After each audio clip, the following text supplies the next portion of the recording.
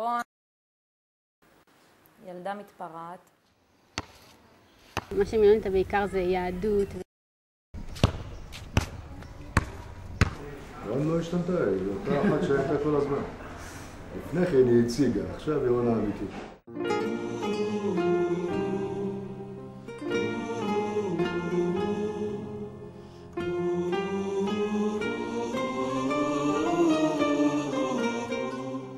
אלוהי, נשמה שנתת בי תאורה, אתה בראתה, אתה יצרתה, אתה נפחתה בי, ואתה משמרה בקרבי, ואתה עתיד לתלה ממני אוכל, להחזירה בי לעתיד לבוא. כל זמן שהנשמה בקרבי, מודה אני לפניך, אדוני אלוהי. איש ישראל מי ימצוא, ורחוק מפניני מחרוב, ורחוק מפניני מחרוב. היה לי מלא בגדים, מלא. חלק נתתי, חלק זרקתי, אבל היו לי חצאיות מיני וכאלה, מלא מלא. כשחזרתי בתשובה, אז הבית כאילו מצפה ממך לשלמות.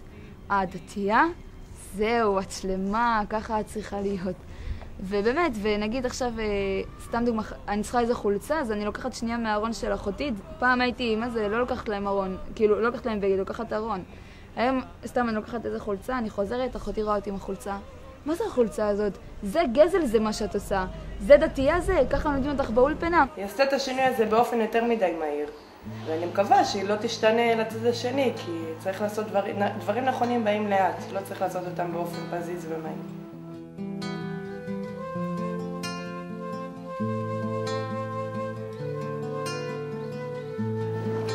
לאחר המזמור הזה, הבנות עם סידורים, מתפלל תפילת מנחה, דבר שאתם לא רגילים לעשות, מתפלל תפילת מנחה. אני מבקש כולם, עם הרבה כוונה לרפואתם של כל ההורים. התחושה שלי כילדה חילונית בבית ספר דתי הייתה תחושה מאוד לא נעימה. הרגשתי ילדה צבועה. הרגשתי שכשאני אגדל אני אהיה סכיזופרנית. הרגשתי ממש כאילו בעלת פיצול אישיות. הרגשתי ממש רע עם עצמי.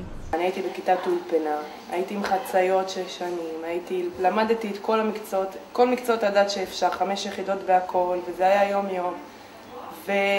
ויש כאלה שזה ככה, או שהולכים עם זה עד הסוף, או שלא הולכים עם זה בכלל. זה הכל. ואני החלטתי לא ללכת עם זה, כי זה נראה לי, אולי זה מוקדם מדי בשבילי, לא יודעת, לא דיבר אליי כל כך.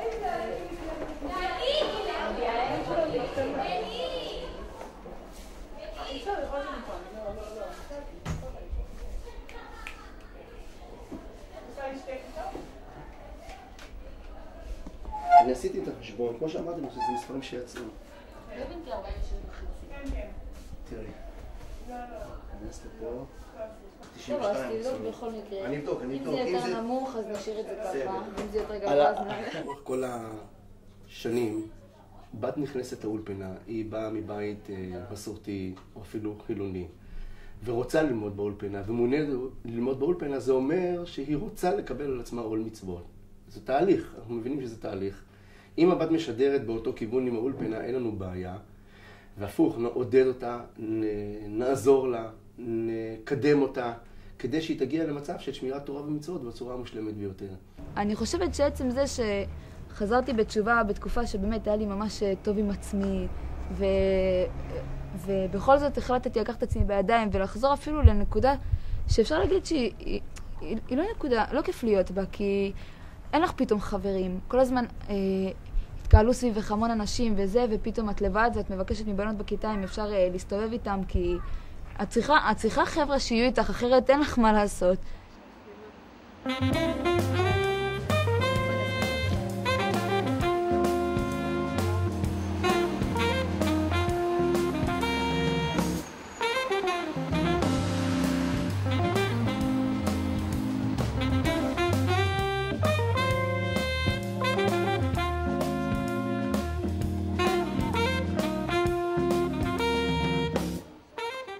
העולם שאני באה ממנו הוא עולם דתי. בבית שלי כאילו מתפללים ומתלבשים בצורה מסוימת, ושומרים שבתות וחגים וכל הדברים האלה. ולעומת זאת אצל רון הם מתלבשים בצורה אחרת והם לא שומרים שבת. וזה קצת הקשה על הקשר שלי איתה, כי למשל אם הייתי רוצה לבוא אליה בשבתות הביתה, אז לא יכולתי להיכנס, כי הטלוויזיה הייתה דלוקה. בחדר שלי ממוקם המחשב, ואני לא יכולה להגיד להם אל תשחקו במחשב בחדר, כאילו אל תשחקו במחשב בשבת, אין לי את האפשרות להגיד את זה. אבל זה מעצבן, הייתי נגיד יושבת ואחותי הייתה יושבת שומעת שירים, אז הייתי צריכה לצאת מהחדר. ואם הייתי יושבת בטלוויזיה, אז מי שמדליק את הטלוויזיה, אז הייתי צריכה לקום מהסלון. ואם הייתי יושבת בכל מקום, היו פשוט מעיפים אותי משם.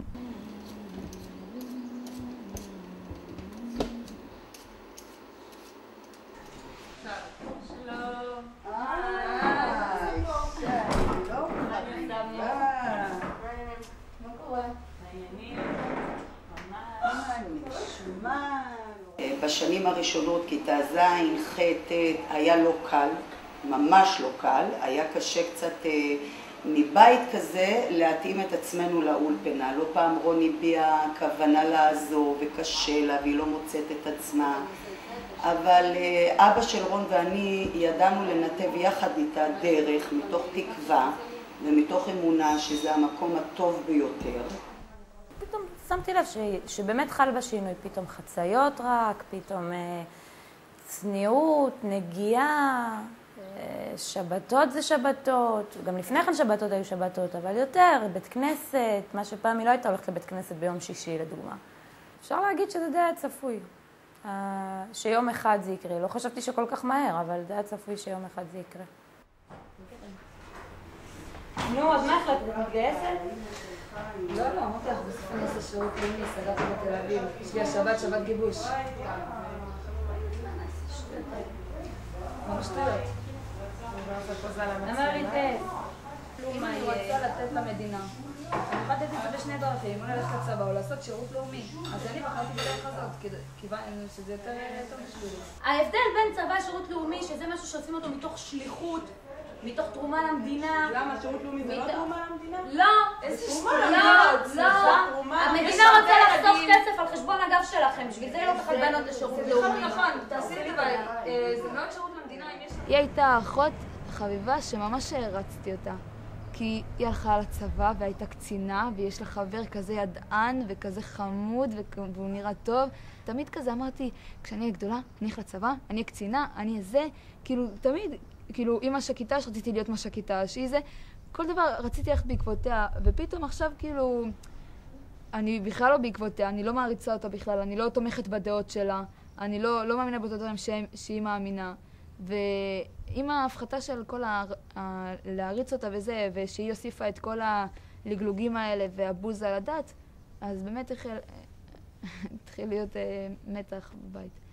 בן אדם צריך לעבור בעולם הזה כמה בלבולים, כמה מכשולים, כמה גלגולים, עד שהוא תופס בן אדם צריך לעבור בעולם הזה על גשר צר מאוד, והאמת חדה כחוט השערה, והעיקר זה שלא יתפחד כלל, צריך לשמוח ולא לשכוח, כי מה אני בכלל.